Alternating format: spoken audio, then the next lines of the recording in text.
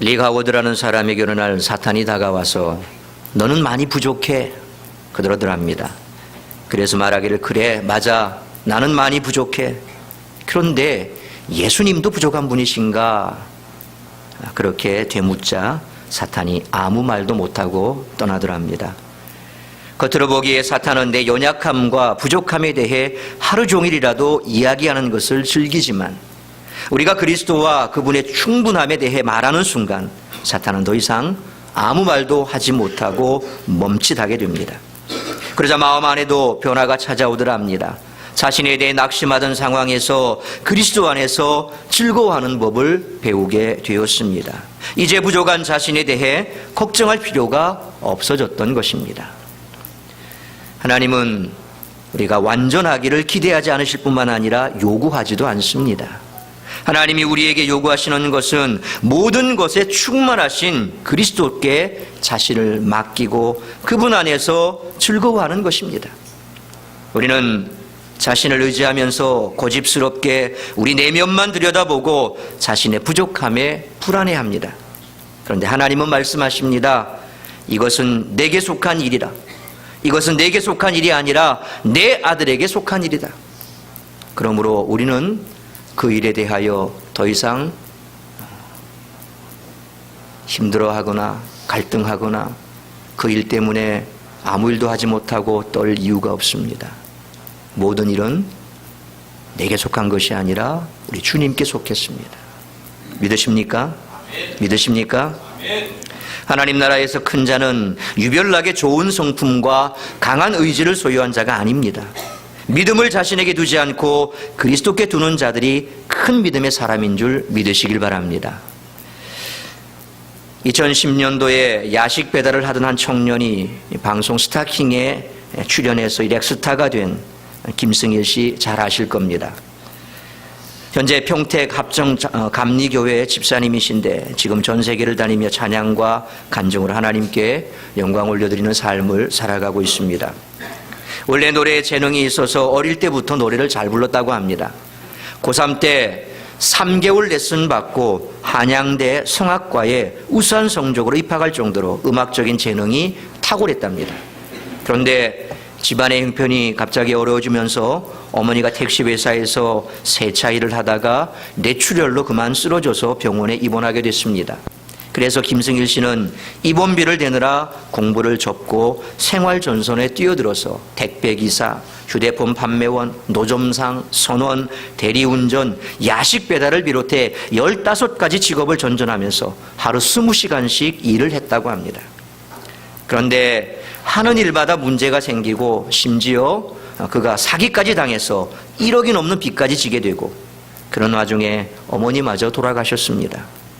이때 김승일 씨는 이렇게 살아서 무엇하나 차라리 죽자 이렇게 자살을 결심했습니다. 그런데 자살하려고 하는 그때 4대째 기독교인임에도 불구하고 교회를 그냥 건성건성 체험 없이 다녔던 그를 하나님께서 불쌍히 보시고 은혜를 베풀어 주셨답니다. 자살하려고 하는 그때의 주의 음성이 들려왔습니다. 이사야 41장 10절 말씀이 불현듯 그의 머리를 스치고 그 말씀이 생각났습니다.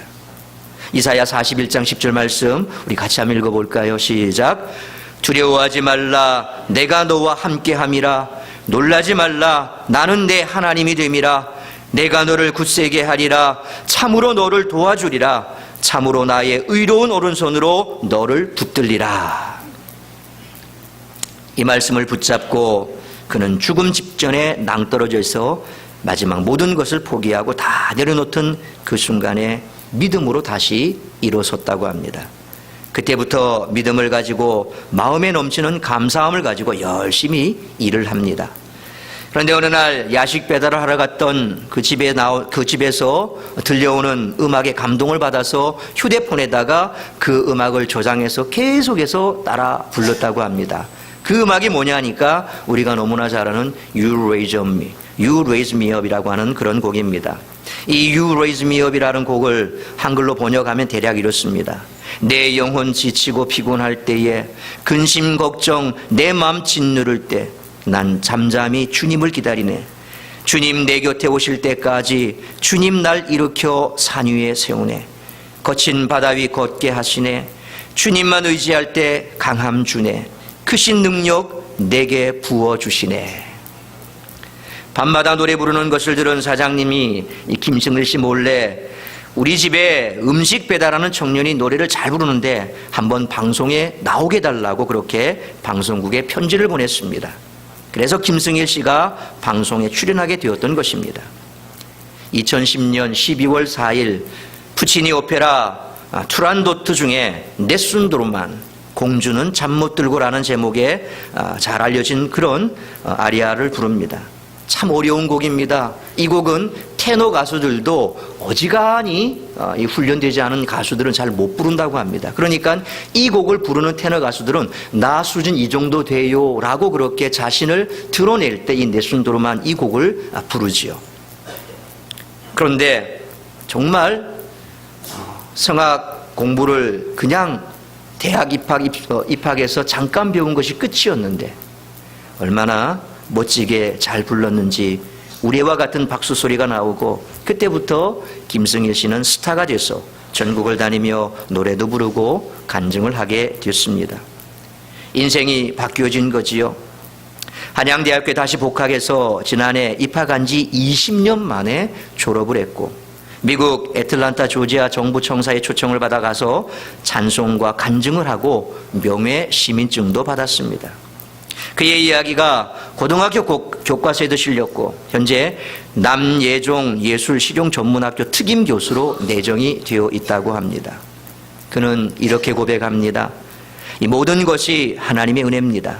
하나님은 이렇게 오랜 시련을 경험케 하신 후에 하나님의 준비된 사람들을 만나게 하시고 하나님의 뜻을 이루게 하셨습니다. 앞으로 생명에 다하는 날까지 하나님의 뜻에 순종하며 고난도 복도 그분의 뜻 안에서 감당하며 하나님을 높이며 살겠습니다. 그렇게 고백했습니다. 그의 인생이 물 같은 인생이었으나 주님이 함께 하심으로 포도주같이 귀하고 존귀한 인생이 되었습니다. 그는 야식 배달부였지만 주님이 함께 하셔서 그를 높여주심에 온 세계를 다니며 하나님을 찬양하는 주님의 귀한 일꾼이 된 것입니다. 여러분, 주님이 함께 하시면 절망이 변하여 희망이 되는 줄 믿으시길 바랍니다.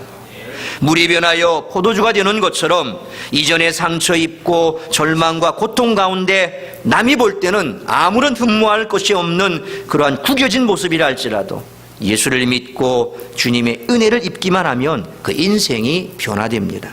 새로워집니다. 귀한 인생으로 바뀌게 됩니다. 오늘 예배 오신 한 분도 빠짐없이 예수님을 삶의 주인으로 모시고 날마다 나아지는 인생, 변화되는 인생, 축복받은 인생, 기적의 인생을 살아가시기를 주의 이름으로 축원합니다. 마음에 가득한 것은 말이 되어 입을 통해서 나오지요. 말을 들으면 그 사람의 내면의 상태와 인격을 가늠할 수 있습니다. 반대로 입에서 나온 말이 마음의 모습을 만들기도 합니다. 뿐만 아니라 말은 신체에도 영향을 미칩니다.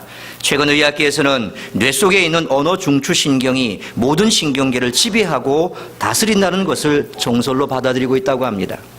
언어를 통하여 육체의 변화를 일으키는 언어 치료법까지 생겨났다고 하니까요. 믿음의 말을 하다 보면 마음의 그릇에 믿음이 담깁니다. 절망스러운 상황이지만 희망의 말을 하다 보면 마음의 정원에 소망의 꽃이 핍니다. 불평하고 싶을 때 오히려 감사의 말을 하다 보면 마음의 샘에서 맑은 물이 흐르게 됩니다. 그러므로 항상 믿음을 가지고 믿음의 말을 하려고 애쓰시는 우리 모두가 될 수 있기를 축원합니다. 본문에 나오는 두 맹인은 완전한 맹인들입니다. 이제는 희망의 여지가 없는 맹인들입니다. 이 정도 되면 많은 사람들은 이대로 살다가 이대로 끝나는 인생이다 그렇게 체념합니다. 당신들은 된다고 하지만 내 경우는 달라. 난 안 돼. 이렇게 체념하고 포기할 수밖에 없는 그런 상황입니다. 사람이 이 땅에 태어나면 기대감이 있지요. 사람마다 내일에 대한 기대가 있으므로 오늘을 살아갑니다. 아들에 대한 기대, 딸에 대한 기대, 남편과 아내에 대한 기대 등 우리 가족 모두가 기대감을 가지고 가정을 구성하고 있습니다. 우리 사회에도 기대를 가지고 일하고 있는 사람들이 얼마나 많은지 모릅니다.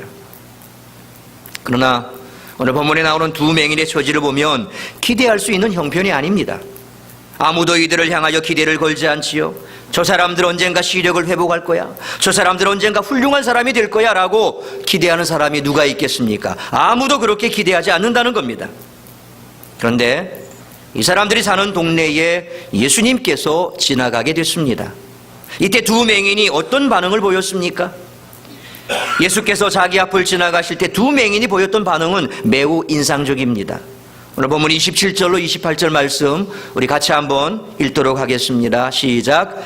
예수께서 거기에서 떠나가실새 두 맹인이 따라오며 소리질러 이르되 다윗의 자손이여 우리를 불쌍히 여기소서 하더니 예수께서 집에 들어가심에 맹인들이 그에게 나아오거늘 예수께서 이르시되 내가 능히 이 일을 할 줄을 믿느냐 대답하되 주여 그러하오이다 하니 첫째 반응은 예수를 따라갔다라고 했습니다.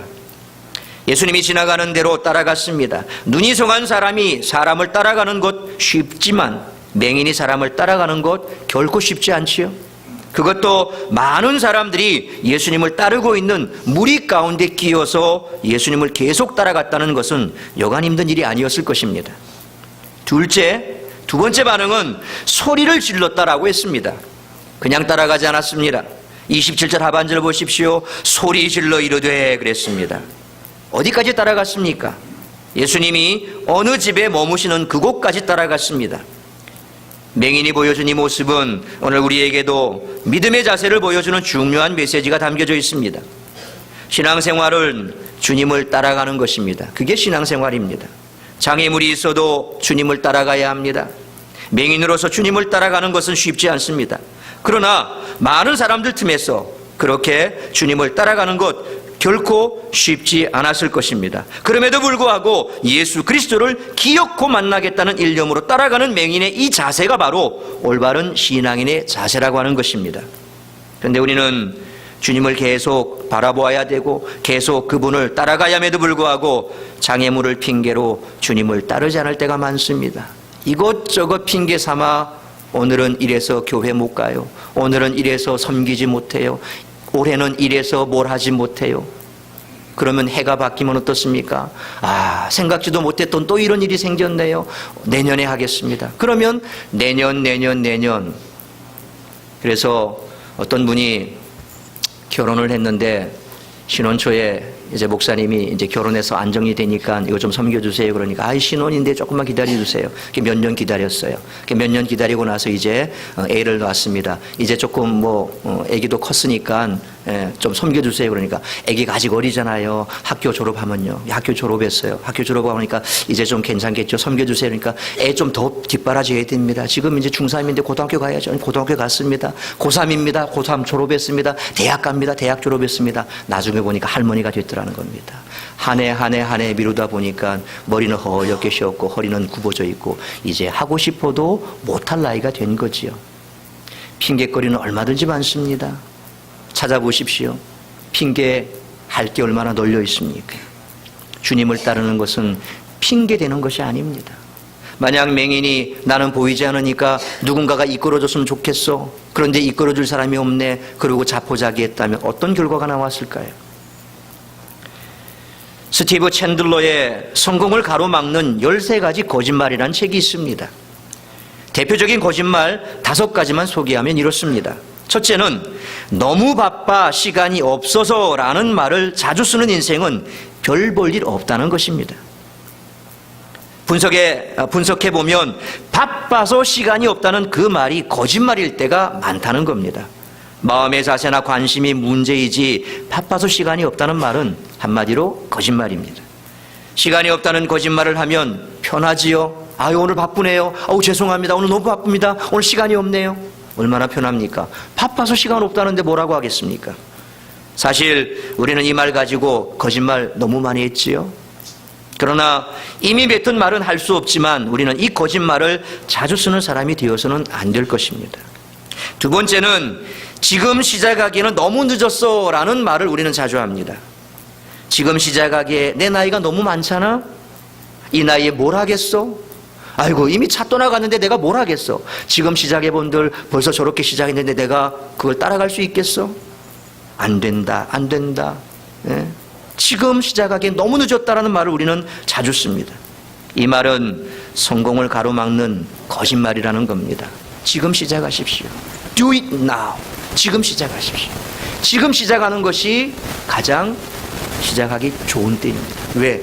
내 마음에 그런 마음이 들었고 시작하고 싶은 생각이 들었다면 그때 시작하면 되는 겁니다. 안 될 이유가 뭐가 있습니까? 세 번째는 왜 나에게는 걱정거리가 많이 생기지? 라는 말이라고 합니다. 걱정하는 습관이라는 거지요. 걱정하는 습관을 버리시길 바랍니다. 안 그러면 걱정하는 대로 될 줄로 믿으시길 바랍니다. 아멘 하지 마세요. 이렇게 아멘 하면 안 됩니다. 걱정하면 걱정하는 대로 됩니다. 네. 그렇죠? 안 돼, 안 돼 하면 안 되잖아요. 네. 돼 해도 될 확률이 그렇게 많지 않은데, 아이고, 참, 오늘도 이렇네, 내일도 저렇네. 너무 걱정이 많습니다. 그런데 걱정도 습관입니다. 이 습관을 버리지 못하면 결국 내 인생은 걱정 그대로 되게 돼 있습니다. 네 번째는 사람들이 나를 화나게 한다라는 말입니다. 이것도 분석해 보면 거짓말이랍니다. 사람들이 나를 화나게 한다고 생각하니까 화가 나지요. 그 생각을 버리면 화가 나지 않습니다. 근데 대부분 사람들이 왜 그렇게 서로 싸우고 화를 냅니까? 상대방이 나를 무시했고 그래서 내가 화가 나는 거예요. 화가 난다, 화가 난다. 저 사람이 계속해서 나를 화나게 해. 그래서 버럭 화를 내게 되고 신경질을 부리게 됩니다. 근데 아이고 뭐 그럴 수도 있지 뭐. 그래,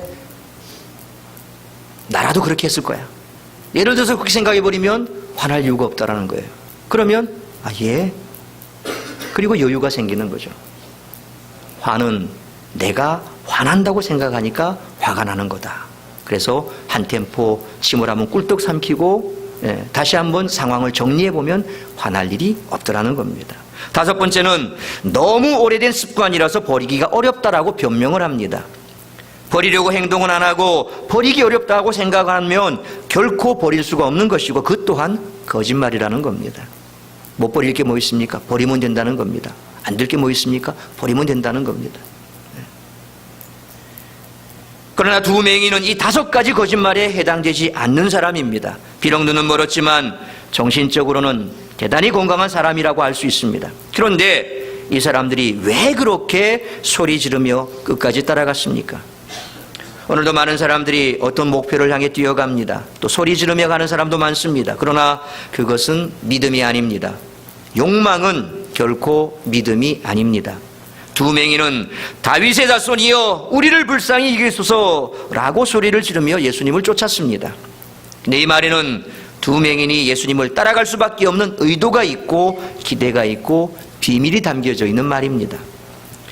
유대인들이 예수를 다윗의 자손이라고 고백하는 것은 매우 중요한 고백입니다. 그런데 예수님 당시에는 이 신앙 고백을 공개적으로 할 수 없었습니다. 바리새인들과 서기관들은 예수님을 책잡으려고 따라다니고 예수를 다윗의 자손이라고 고백하는 사람들에게 불이익을 주려고 했습니다. 아무나 공개적으로 예수는 메시아다, 예수는 하나님의 아들이다, 예수는 다윗의 자손으로 온 메시아다라는 말을 결코 공개적으로 할 수 없었습니다. 그런 상황에서 이 맹인들은 다윗의 자손이라고 소리를 지르고 있었던 것입니다. 물론 1차적으로는 그들이 눈을 뜨기 위해서 소리를 질렀던 것 사실입니다. 그러나 예수님이 자기들의 눈을 뜨게 해줄 수 있는 다윗의 자손 메시아로 오신 것을 그들은 확신하고 있었다는 사실이 더 중요합니다. 그리고 이 예수님을 향하여 소리 지르며 따라가고 있었습니다. 심지어 예수님이 계시는 집 안까지 들어갔습니다. 예수님께서는 집 안까지 쫓아온 그 맹인들에게 안수를 해주시지 않고 아주 어려운 면접 시험을 치르십니다. 28절로 29절 말씀 보십시오. 예수께서 집에 들어가심에 맹인들이 그에게 나오거늘 예수께서 이르시되 내가 능히 이 일을 할 줄을 믿느냐? 대답하되 주여 그러하오이다 하니 이에 예수께서 그들의 눈을 만지시며 이르시되 너희 믿음대로 되라 하시니라. 예수님이 그들에게 안수하시기 전에 면접을 치르신 겁니다. 내가 능히 이 일 할 줄을 믿느냐라고 묻습니다. 눈뜨기를 원하느냐라는 질문은 할 필요가 없지요. 왜 그렇습니까? 쫓아온 이유가 뭡니까? 눈뜨기 위해서 쫓아왔는데 그 질문을 다시 할 이유가 없습니다. 그래서 주님은 내가 능히 너희들의 눈을 뜨게 해줄 것을 믿느냐라고 질문을 했던 것입니다. 그때 이 두 맹인은 아멘 했습니다. 주님은 그들의 믿음을 보고 너희 믿음대로 되라 그렇게 선포하셨습니다. 예수님이 말씀해 주신 너희 믿음대로 되라는 것도 또 다른 믿음을 요구하는 주님의 말씀입니다. 단순한 말씀이 아니라 이 말씀 또한 또 다른 믿음을 요구하고 있습니다. 여러분 솔직히 한번 대답해 보십시오. 여러분들 예수 믿으십니까? 예수 믿으십니까? 물론 예수 믿기 때문에 이 자리에 나와 예배를 드리고 계시지요. 여기까지는 우리 모두가 다 쉽게 아멘합니다. 그런데 너희 믿음대로 되라 하는 이 말씀에는 아멘하기가 쉽지 않습니다. 그러나 너희 믿음대로 되라 하는 말씀에도 우리는 아멘할 수 있어야 됩니다. 그런데 그 아멘은 예수 그리스도에게 초점이 있습니다. 두 맹인은 내가 능히 이 일 할 줄을 믿느냐라고 할 때 믿습니다 라고 했습니다. 거기서 예수님은 그들이 가지고 있는 그 믿음이 얼마든지 눈을 뜨게 하고도 남는 그런 믿음으로 평가하셨기 때문에 너희 믿음대로 되라 하신 것입니다. 그런데 이 말씀 뒤에 나오는 장면을 우리는 잘 깊이 보고 해석해야 이 의미를 알 수 있습니다. 다시 한번 성경을 보십시오. 30절로 31절 말씀 우리 같이 한번 읽어보겠습니다. 시작. 그 눈들이 밝아진지라 예수께서 엄히 경고하시되 삼가 아무에게도 알리지 말라 하셨으나 그들이 나가서 예수의 소문을 그 온 땅에 퍼뜨리니라. 맹인들이 눈을 떴지요. 이것은 맹인들이 가지고 있었던 믿음입니다. 야고보서 1장 17절에 온갖 좋은 은사와 온전한 선물이 다 위로부터 빛들의 아버지께로부터 내려오나니 그는 변함도 없으시고 회전하는 그림자도 없으시니라. 이 말씀 그대로 그들은 믿었습니다. 위로부터 하나님이 각양 좋은 은사를 부어주실 것을 믿고 이들은 주님을 따라갔고 눈을 뜨게 된 것입니다. 마가복음 11장 24절에 그러므로 내가 너희에게 말하노니 무엇이든지 기도하고 구하는 것은 받은 줄로 믿으라. 그리하면 너희에게 그대로 되리라. 받은 줄로 믿으면 그것을 얻게 될 것이라는 그런 말씀을 그들은 믿었습니다. 그래서 믿음대로 되라 하는 말씀에서 맹인들은 믿음대로 눈을 떴습니다. 그것으로 오늘 성경이 끝나면 간단한 문제지요. 모든 것은 이제 종료됐습니다. 해결됐습니다. 그런데 눈을 뜬 두 맹인을 보고 왜 예수님께서는 삼가 아무에게도 알리지 말라라고 엄히 경고하셨을까요? 여기에는 아주 깊은 의미가 있습니다. 첫째로 눈뜬 맹인들의 신변을 보호해주기 위한 의미가 있습니다. 요한복음 9장에도 날 때부터 명인된 자가 눈을 뜬 사건이 나옵니다. 그런데 어떻게 됐을까요? 이 친구가 나가서 예수께서 눈 띄워준 것을 전파하다가 유대인들에게 붙잡혀서 그 가족과 함께 출교당한 사건이 나옵니다. 출교는 어마어마한 형벌입니다. 터키가 국가가 공식적으로 발표하는 모슬렘 숫자는 전 인구를 100% 봤을 때 거의 99%랍니다. 왜 이런 통계가 나올까? 그러면 터키에는 기독교인도 없고 뭐 다른 종교인은 없을까? 아니라는 겁니다. 그런데 왜 그런 통계가 나오냐? 이들은 증이 두 개가 있답니다. 태어날 때부터 그들은 알라를 믿는 이슬람권에 있고 그래서 그들은 무슬림들입니다. 자, 종교를 개종하지 않는 한 그들은 무슬림들에게 발급되는 증을 받습니다. 그런데 그들이 종교를 개종해서 나는 끝까지 나는 기독교를 고집할 거야. 그러면 다른 종교에 해당된다고 하는 또 다른 증을 발급합니다. 그러면 결국 국가에서 이 두 가지를 분리시켜 버렸기 때문에 감독하기가 쉽죠. 만약 무슬림이 아니고 기독교인이라고 하는 증을 발급을 받아버리면 이 사람들은 출교라는 이 말 그대로 해당됩니다. 공직에 갈 수 없습니다. 관공서 못 들어갑니다. 뭘 하나 떼더라도 우리도 뭐 뗄 때 주민등록증 내밀지 않습니까? 근데 무슬림이 받아 있는 그 증을 내밀지 못하면 떼주겠습니까? 안 떼주는 거죠. 공직에도 못 가요. 뭐 여러 가지 제약을 준다는 겁니다. 한마디로 사회생활하기 어렵게 된다는 겁니다. 그러니까 기독교인이지만 기독교인이지만 그냥 국가에서 주는 무슬림들에게 발급되는 그 증을 그냥 받아서 산다는 겁니다. 왜냐하면 그렇게 생활할 수 있으니까. 당시에도 마찬가지입니다. 출교라고 하는 것은 모든 경제활동이나 유대인들 사이에서 할 수 있는 모든 활동에서 다 배제돼 버립니다. 얼마나 무섭습니까? 삶의 근간을 흔들어 버리는 겁니다. 그런데 요한복음 9장에 보면 눈뜬 맹인이 그렇게 예수를 전하다가 붙들려서 출교당해 버립니다. 가족 모두가 출교당해 버립니다. 이렇게 눈을 뜬 맹인들이 유대인들에게 불이익을 당하는 것을 주님께서 아셨기 때문에 삼가 아무에게도 알리지 말라 그렇게 말씀하셨던 겁니다. 그를 불쌍히 여기시고 긍휼히 여기셨던 거죠. 둘째로 예수께서는 매우 어려운 환경에서 이적을 베풀어 주셨다라는 겁니다. 마음 놓고 공개적으로 이적을 베푸신 게 아니라 집에 들어가셔서 두 맹인에게 이적을 베푸셨습니다. 왜 공개 속상에서 그 자리에 멈추어 서서 그의 눈을 뜨게 하셨다면, 그렇죠? 길 가는 길에 그런 이적을 많이 행하셨지 않습니까? 공개적인 자리에서 많이 행하셨지 않습니까? 그런데 필요면 집에 들어가셔서 왜 이렇게 은밀하게 하셨을까? 그만큼 상황이 어려웠다라는 겁니다. 이적을 베풀고 이적으로 인해서 당사자들이 불이익을 당하지 않도록 그렇게 은밀한 곳에서 행하셨고, 그러고 삼가 아무에게도 알리지 말라라고 당부하셨던 겁니다. 그런데 또 여기까지만 딱 나오면 끝나면 또 다 정리가 되지요. 그런데 그 이후의 결과가 어떻게 나옵니까? 31절 보십시오. 그들이 나가서 예수의 소문을 그 온 땅에 퍼뜨리니라. 31절에 이 말씀 한 가지를 딱 붙였습니다. 이 말씀은 예수님의 말씀에 불복하는 행동이지요. 예수님께서 엄하게 나아가서 아무에게도 알리지 말라라고 그렇게 엄하게 말씀하셨음에도 불구하고 예수의 소문을 퍼뜨렸다. 이 공개적으로 예수님의 말씀에 대적되는 행동입니다. 삼가 아무에게 나가서 말하지 말라고 했는데 그들은 나가서 자기들이 체험한 간증을 통해 온 땅에 예수님을 전하고 다녔던 겁니다. 성경 기록은 기록 당시의 상황을 생략하는 경우가 많습니다.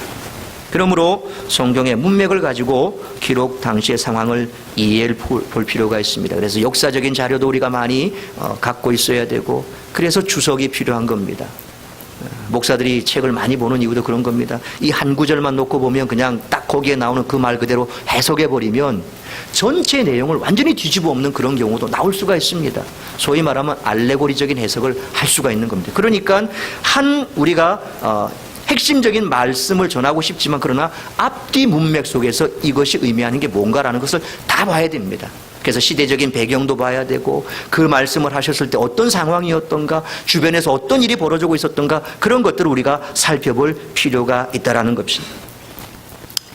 예수님이 함부로 이 일을 아무에게나 하지 말라고 했는데도 결과적으로 이 맹인들이 나가서 온 땅에 전파했다고 했습니다. 이 온 땅이라는 말은 가는 곳마다라는 그런 뜻입니다. 한 곳에만이 아니라 가는 곳마다 그들은 이 일을 말했고, 한 번만이 아니라 계속해서 예수님의 그 능력을 전파했다라는 것입니다. 삼가 아무에게도 알리지 말라, 이 말씀하신 예수님의 엄한 경고의 의미를 잘 아는 이들이 오히려 가는 곳마다 예수님을 전파했다고 하는 이 사실 속에는 기록되지 않은 더 중요한 의미가 숨어 있습니다. 이들의 행동은 목숨을 건 전도였다는 사실입니다.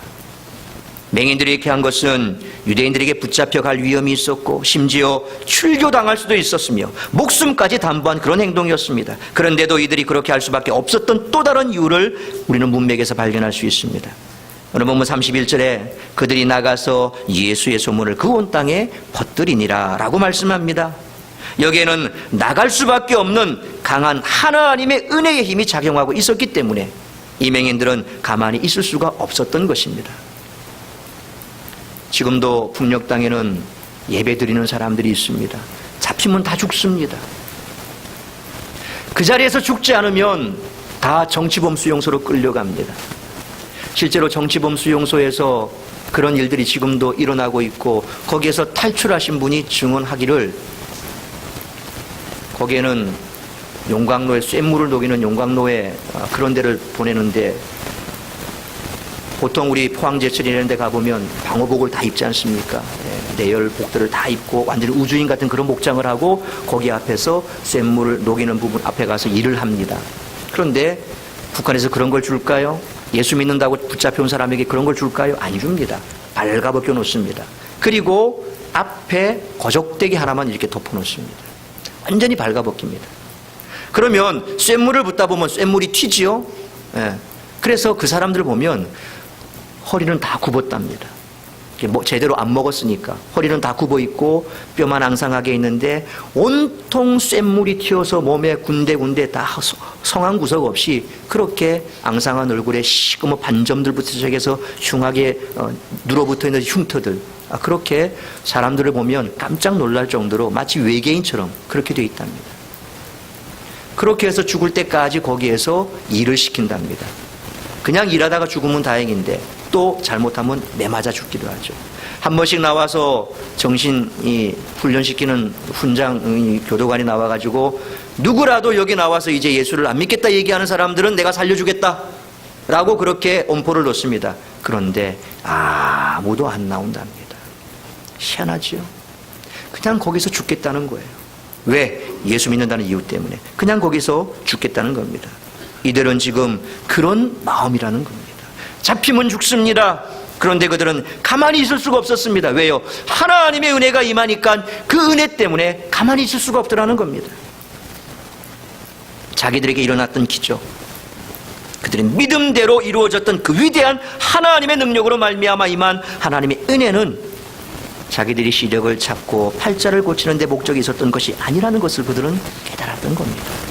다시 말하면 도저히 가만히 있을 수 없도록 성령이 그들을 몰아낸 것입니다. 여러분, 성령의 역사가 나타나면 내 속에서 뭔가 변화가 생기고 내 삶이 바뀌어지면 성령의 역사가 나타나죠. 그러면 우리는 가만히 있을 수가 없는 겁니다.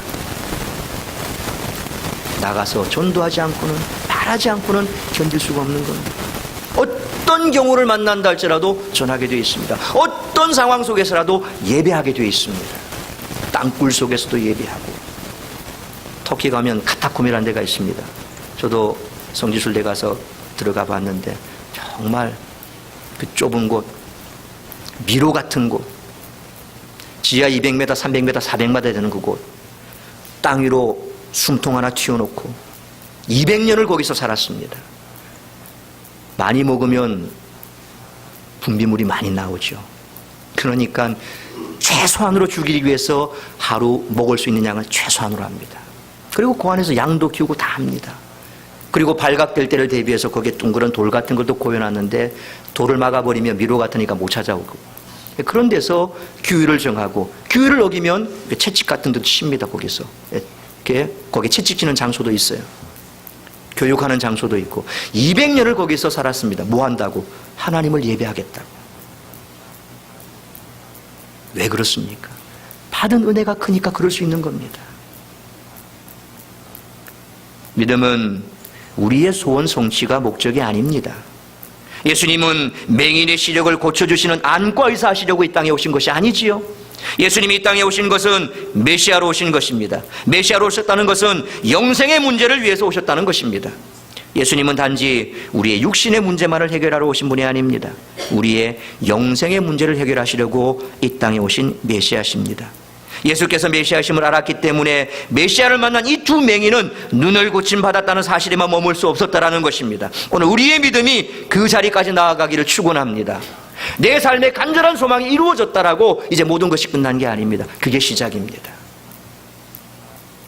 내 소원이 이루신 하나님, 내 소원을 성취시키신 하나님, 그 하나님을 가서 전해야지요. 근데 우리들의 믿음은 내 소원을 이루는 데 머물 때가 많습니다. 우리의 기도도 우리의 소원을 넘어서지 못할 때가 많습니다. 그러나 우리에게 믿음을 주실 때는 단순히 우리의 소원을 성취하는 것을 최종 목적으로 삼지 않았습니다. 그래서 오늘 보면 31절 말씀이 우리들에게 전해주는 분명한 의미는 아무에게도 알리지 말라고 당부하셨음에도 이들이 목숨 걸고 나아가서 예수가 메시아이심을 전한 것이 치유의 목적이었음을 암시하는 그런 말씀이라는 겁니다. 여러분, 우리의 믿음은 우리의 소원을 넘어서는 하나님의 목적, 그것을 이루어드리는 그런 믿음에까지 이르러야 할 줄로 믿습니다. 너희 믿음대로 되라라는 것은 내가 능히 이 일할 줄을 믿느냐라는 그 믿음의 뿌리를 두고 있습니다. 예수 그리스도가 믿음의 전부요, 믿음의 동기요, 믿음의 목적이 될 때 그 믿음대로 된다라는 것입니다. 매일의 삶 속에서 우리는 믿음의 기대를 가지고 살아야 합니다. 우리가 생각하는 것, 우리가 하는 모든 일에 믿음을 포함시키시길 바랍니다. 뿐만 아니라 만나는 사람들에게 믿음의 소망으로 기대를 가져주시기 바랍니다. 내가 믿는 주께서 내 생활 속에서 이 일을 이루실 수 있다라는 기대를 가지라는 겁니다. 우리 아들과 딸들에게, 가족들에게 믿음의 기대를 가지십시오. 내가 능히 이 일을 할 줄 믿느냐라는 그 믿음을 불어 넣어 주십시오. 그 믿음에 근거해 아멘 해야 됩니다. 그럴 때 너희 믿음대로 되라는 주님의 음성이 우리의 삶을 다스릴 수가 있습니다. 말을 그쳐야 됩니다. 에베소서 4장 29절에 무릇 더러운 말은 너희 입 밖에도 내지 말고 오직 덕을 세우는 데 소용되는 대로 선한 말을 하여 듣는 자들에게 은혜를 끼치게 하라 그랬습니다. 오늘 본문에 등장하는 두 맹인은 바리새인들도 막지 못하는 전도자가 됐습니다. 그 힘이 어디서 나왔을까요? 그들이 부르짖고 따라갔던 예수께서 그들과 함께 하셨기에 가능했던 것입니다. 힘에 대해서 단계별로 학자들은 다음과 같이 말을 합니다. 제1단계는 공격하는 힘이 제일 강하다고 합니다. 수비하는 힘보다 공격하는 힘이 강하다고 합니다. 삽은 땅을 팔 때 강한 것입니다. 운동선수가 수비만 하는 모습보다는 공격하는 모습이 강하지요. 그래서 공격하는 모습이 강합니다. 공격하는 힘이 강합니다. 2단계는 이기는 것이 더 큰 힘이다 그랬습니다. 축구 경기할 때 슈팅을 20개를 해도 슈팅 2개 한 팀이 한 골 넣어버리면 이기게 됩니다. 그러니까 우리는 공격하는 힘만 가지고 자랑하지 말아야 됩니다. 이긴 힘을 가지고 자랑하시길 바랍니다. 내가 공격을 받더라도 끝에 가서 이겨야 됩니다. 그래서 최후에 웃을 수 있는 사람이 승자다 그런 말이 있지 않습니까? 끝에 가서 이겨버리면 도중에 당했던 것도 다 회복이 되게 돼 있습니다. 게임에서 마지막에 이기면 중간에 부상당한 것도 다 이기게 되는 겁니다. 이기는 힘을 누리시기를 축원합니다. 3단계는 남을 도와주는 것이 더 큰 힘이다 그랬습니다. 성공한 사람들이라 해도 남을 생각하지 않고 사는 사람이 참 많습니다. 남을 도와주는 이 힘은 공격하는 힘보다 강하고 이기는 힘보다 더 강합니다. 이겨도 남을 안 도와주는 사람도 많습니다. 이겨놓고는 패배자들을 짓밟는 사람이 얼마나 많습니까? 이겼으면 패배자를 회복시켜주는 그 사람이 더 큰 힘을 가진 사람입니다. 남을 도와주는 사람이 최고로 강한 자라는 사실을 항상 잊지 마시길 바랍니다. 마지막 4단계는 함께하는 것이 가장 큰 힘이다 그랬습니다. 이것은 영적이면서 실제적인 최고로 강한 힘입니다. 결속된 힘은 굉장히 강합니다. 뭔가 해보려고 힘을 뭉치고 있는 모습이 참 아름답습니다. 한 사람 한 사람은 약합니다. 그런데 교회를 위해서 뭔가를 해보겠다고 계획하고 힘을 모으고 결속하는 그 모습은 매우 강한 것입니다. 함께하는 힘이 강한 것입니다. 제가 어저께 노무현입니다 하는 영상을 봤습니다. 지금은 고인이 되셨습니다만 그때 대통령으로 계실 때는 지금 생각해 보면 이 참 방송이 무섭다, 돌아다니는 말이 무섭다, 대통령이 심심찮게 못해 먹겠어 하는 말들을 자주 했다고 언론이 많이 얘기를 했었죠. 그래서 퍽 하면 우리 대통령은 못해 먹겠다라는 소리를 자주 해, 이런 말도 저도 자주 들었습니다. 그런데 원래 그분이 그런 말을 할 때는 정말 속으로 답답해서 그랬다. 그리고 출연해서 증언하시는 분들이 눈물을 닦아가면서 얘기했고, 이 총선에 나와서 4번인가 떨어져 가면서도 그는 지역의 이기주의를 깨기 위해서 영남 사람임에도 불구하고 김대중 대통령이 나왔을 때 그가 대통령 유세를 위해서 호남까지 가서 찾아가서 유세를 하기도 하고, 아무튼 그런 모습을 볼 때 참 대단하다. 근데 더 대단한 게 있었습니다. 정말 힘든 상황에서 누가 시킨 것도 아닌데 노사모란 사람들, 노무현을 사랑하는 사람들의 모임, 이 노사모란 사람들 얼마나 열심으로 그 노무현을 대통령 만들겠다고 애를 쓰는지. 그래서 다른 이 사람들이 다른 이 지지자 이 사람들이 지나가다가 그런 말을 했답니다. 야, 당신들 얼마 받고 일하길래 그렇게 열심히야? 라고 묻더랍니다. 대답은 한 푼도 돈을 안 받고 그렇게 했다는 거죠. 늘 자기는 정치 자금이 너무 부족하기 때문에 한 번은 뭐 수행원들과 어디를 가서 야, 우리 그냥 방 따로 잡지 말고 한 방에 같이 자는 거 어때? 뭐 같이 자는 거 뭐 이상해? 뭐 괜찮습니다. 그래서 같이 자는데 같이 자다가 얼떡 일어나서 그러더랍니다. 울더랍니다. 정치가 이렇게 힘든 걸 줄 몰랐어.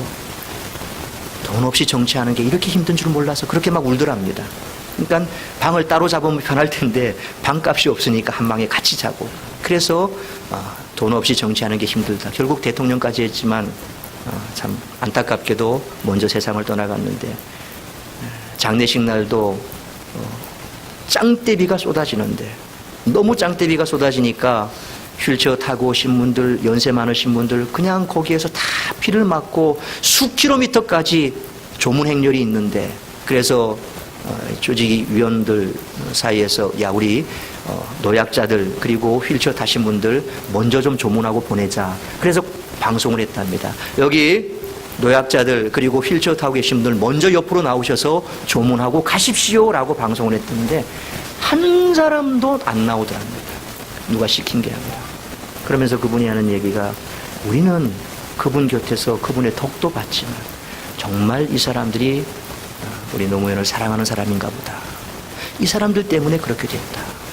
그러니까 단결의 힘이라는 거, 하나된 힘이라는 거, 이건 어느 누구도 막을 수 없다라는 겁니다. 우리가 지금 24시간 릴레이 기도하고 있지요. 물론 우리 성도들의 명단을 다 넣지 못했습니다. 죄송합니다. 어쨌거나 여러분의 상황을 내가 모르기 때문에 그래서 직분자들 순으로 이렇게 다 여러분들의 이름을 넣습니다. 비록 100% 전부가 다 내가 정한 매일 30분씩 하나님 앞에 이 성전 건축을 놓고 기도 다 달성하지 못한다 할지라도 단 한 명이라도 저와 함께 또 누군가와 함께 이 일을 놓고 매일매일 30분씩 기도했다라고 한다면 그건 대단한 거라고 저는 생각합니다. 이런 기도를 통해서 아름답게 성전이 지어지는 겁니다. 이런 단결된 힘을 통해서 교회가 세워져 나가는 겁니다. 그러므로 릴레이 기도에 여러분 명단이 올라가시 계신 분들, 일주일을 내가 다 못 채워도 괜찮습니다. 그러나 어쨌든 간에 단 하루라 할지라도 정말 정성을 다해서 내게 주어진 그 30분, 그 30분을 내가 채우려고 애를 쓴다면 그 한 사람이 모여서 오늘 월요일도 24시간이 안 된다 할지라도 시간마다 누군가는 이 건축되는 성전을 향해서 기도하고 있다라고 하는 그 기도가 더 아름답게 성전을 만들어 가게 될 줄로 믿습니다. 사랑하는 성도 여러분, 믿음은 기대가 있고 성취가 있고 목적이 있습니다. 그 목적을 이루어드리는 믿음이 있어야 합니다. 고린도서 9장 8절에 하나님이 능히 모든 은혜를 너희에게 넘치게 하시나니 이는 너희로 모든 일에 항상 모든 것이 넉넉하여 모든 착한 일을 넘치게 하게 하려 하심이라 그랬습니다. 하나님이 우리에게 넘치게 은혜를 주신다고 하셨습니다. 그런데 그 목적은 모든 착한 일을 넘치게 하기 위해서 주신다고 하셨습니다. 나 하나 잘 먹고 잘 살자고, 너 하나 배불리 먹고 잘 먹이자고 하나님이 그렇게 은혜 베푸시고 복 주시는 거 아니라는 겁니다. 오늘 내가 하나님 앞에 간절히 소망하고 그 소원이 이루어지는 것, 그것으로 끝나는 것이 아니라 그것을 통해서 또 다른 하나님의 뜻을 발견하고 그 뜻을 이루어드리는 데까지 나아가라고 하는 것이 바로 내 믿음대로 되라고 하는 그 말씀인 줄 믿으시길 바랍니다. 은혜 받고 그 안에 파묻혀버리는 것이 아니라 넘치는 은혜를 받아서 넘치는 착한 일을 이루어드리기 위해서 너희 믿음대로라고 하는 이 말씀의 깊은 의미를 드러내는 31절의 이 말씀처럼 우리의 전 삶이 내가 소망하는 그 소망을 이루어드림과 함께 하나님의 영광을 드러내기 위해서, 하나님의 영광을 드러내기 위해서, 하나님께서 하셨음을 나타내기 위해서 내 전 삶을 통해서 증거할 수 있는 우리 모두가 될 수 있기를 주의 이름으로 축원합니다. 기도하겠습니다.